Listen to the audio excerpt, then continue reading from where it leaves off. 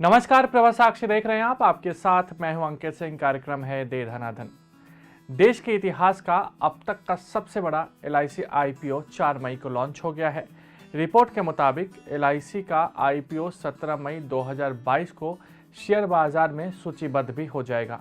LIC IPO के जरिए अपने पूर्ण स्वामित्व वाली कंपनी में सरकार 3.5% हिस्सेदारी बेचने जा रही है। सरकार को एलआईसी के आईपीओ से 21,000 करोड़ रुपए जुटाने की उम्मीद है।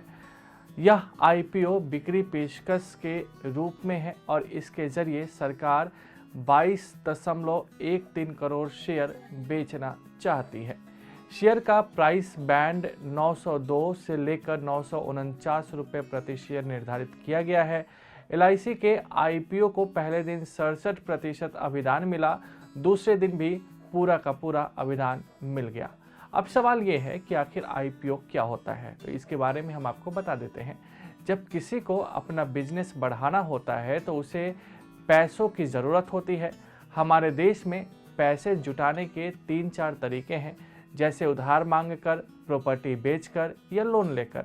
लेकिन इन छिटपुट पैसों से कंपनी बड़ा नहीं हो पाती, इसलिए कंपनियां अपना बिजनेस बढ़ाने की चाह में पब्लिक के पास जाती है।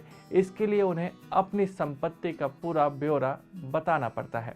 इसे ड्राफ्ट रेड हियरिंग प्रॉस्पेक्ट कहते हैं। इसे लेकर वो नेशनल स्टॉक एक्सचेंज और बॉम्बे स्टॉक एक्सचेंज के पास पहुंच जाती है। बीएसई एनएसई देखती है कि इनकी कंपनी में आम लोगों के पैसे डलवाए जा सकते हैं या नहीं। यहाँ से ग्रीन सिग्नल मिलने के बाद आईपीओ की तैयारी शुरू हो जाती है। आईपीओ के जरिए कोई भी कंपनी अपनी हिस्सेदारी यानी कि शेयर्स आम आदमी को बेच सकती है।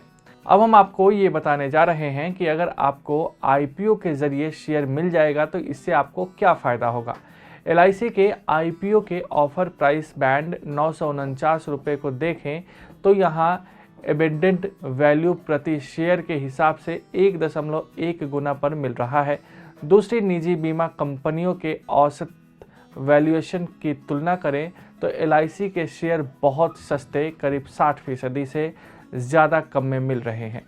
अगर ग्रे मार्केट यानी कि अनऑथराइज्ड ट्रेडिंग में दिख रहे 45% प्रीमियम पर भरोसा करें तो एलआईसी के निवेशकों को इतना ही मुनाफा मिल सकता है। लेकिन ज़रूरी नहीं है कि ग्रे मार्केट के संकेत सही साबित हों और जो प्रीमियम दिखाई दे रहा है वो सही साबित हो।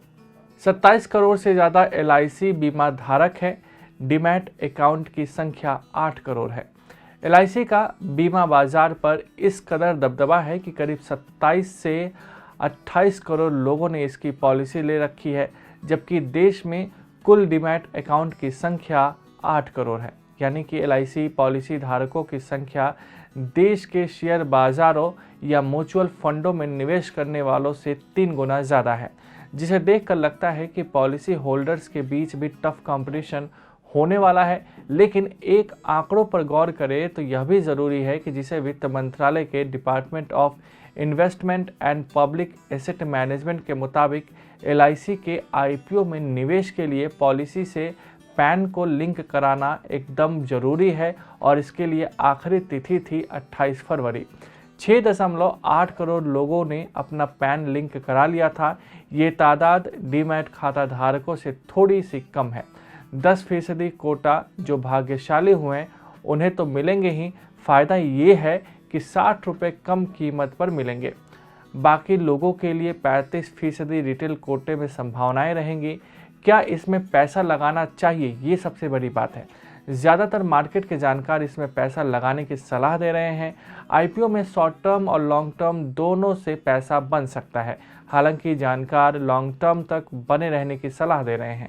इसके पीछे की वजह इंश्योरेंस कंपनियां बिजनेस मॉडल लॉन्ग टर्म का होता है। ऐसे में एलआईसी के आईपीओ का प्राइस बैंड 904 से लेकर 949 रुपये का है। रिटेल निवेशकों के लिए एलआईसी ने 45 रुपये का डिस्काउंट रखा है। ऐसे में इस माध्यम से अप्लाई करने पर 949 के शेयर के लिए 904 रुपये के हिसाब से ही पेमेंट करना होगा। वहीं अगर आपके पास LIC की पॉलिसी है तो आपको 60 रुपये का डिस्काउंट मिलेगा, यानी आपको 949 के शेयर के लिए 889 रुपये प्रति शेयर के हिसाब से पेमेंट करना होगा। तो ये था आज का दे धनाधन कार्यक्रम। आपको कैसा लगा आप ज़रूर बताइएगा। तब तक के लिए मुझे दीजिए इजाज़त। नमस्कार। अगर आप भी लेना चाहते हैं देश दुनिया की तमाम जानकारी तो आज ही सब्सक्राइब करें हमारे चैनल को। साथ ही नीचे दिए बेल आइकन को जरूर दबाएं ताकि हर अपडेट आप तक पहुंच सके।